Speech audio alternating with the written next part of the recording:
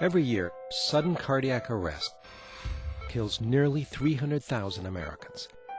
In fact, it's the leading cause of death in the U.S., striking once every 2 minutes. By the time you finish watching this short presentation, 4 Americans will have died from SCA.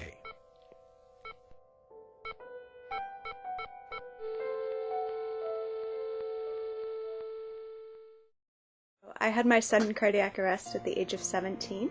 I was a junior in high school, and I was on my way home from school thinking about writing my English paper. It's a pretty ordinary day. It happened when I was umpiring men's fast-pitch softball. I was celebrating my 48th birthday at a restaurant in Port Jefferson, Long Island, when I suddenly collapsed on my husband's shoulders.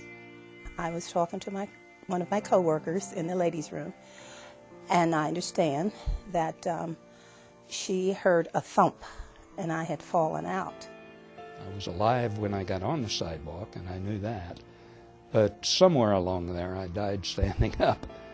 And found me blue, purplish, tongue protruding, eyes rolled back. I was clinically dead for a short period of time at 4 o'clock that afternoon. I have no memory of the event from the time I got on to the treadmill and about 2 weeks after that.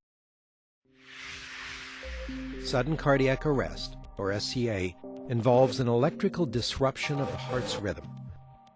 The most common event is called ventricular fibrillation, where the heart begins beating very faintly and rapidly. It can happen anytime, anywhere. Victims suddenly collapse. If they're to have any chance of surviving, they'll need, within minutes, CPR and the shock of a defibrillator, also known as an AED, to restore the heart's natural rhythm. Over the last decade, nearly 1 million AEDs have been deployed in public places like shopping malls, schools, airports, health clubs, police cars, and airliners. Tens of millions of Americans have learned CPR. But the national survival rate from SCA is less than 8%, because there are still too many cases where bystanders don't respond. A cardiac arrest is not witnessed, an AED is not available, or emergency services cannot reach the victim in time.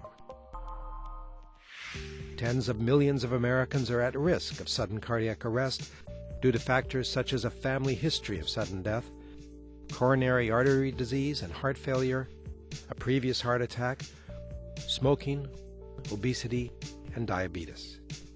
It can also strike seemingly healthy children and young adults who carry genetic conditions, and many others in the prime of their lives as parents, spouses, and community leaders. Nearly 1 million Americans most at risk have implanted cardioverter defibrillators, ICDs, that provide round-the-clock protection to restore the heart's rhythm from any disruption. The Sudden Cardiac Arrest Association was founded to bring together survivors, patients, physicians, nurses, emergency professionals, family members, and others touched by SCA.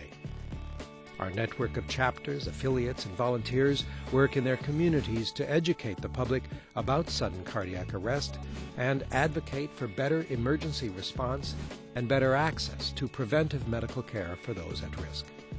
While all of our volunteers are important to us, there is one group that has special status: the survivors of sudden cardiac arrest. Survivor stories are still far too rare. Many people consider the resuscitation of a person who is not breathing and has no pulse as something just short of a miracle.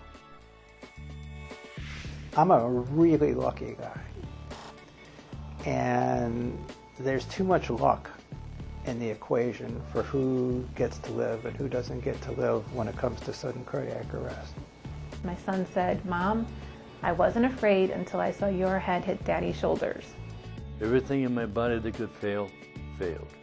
Everything that could stop, stopped. I was gone about 4.5 minutes.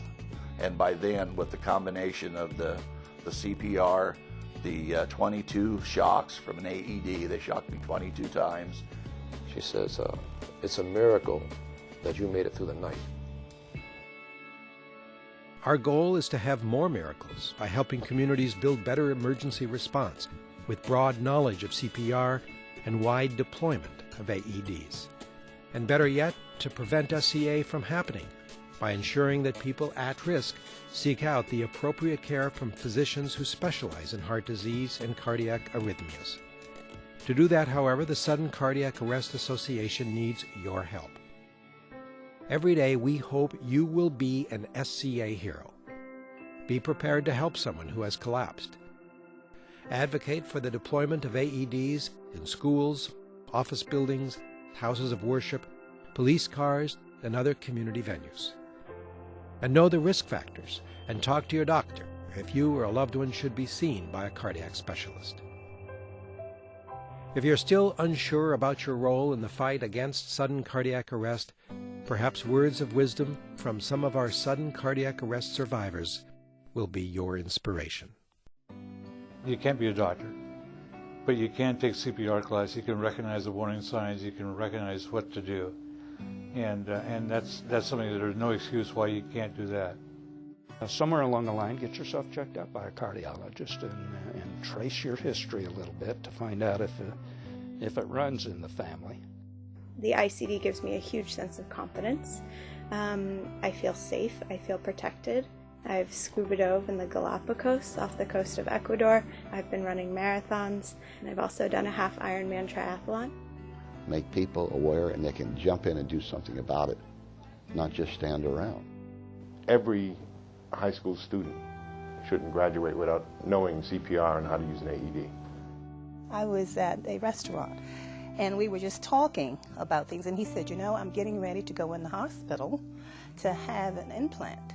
And I said, well, look, I had it done. Here I am snatching my blouse open and showing. I said, oh, it's a piece of cake. And I said, another thing, you'll be so happy to have this implant because it'll save your life.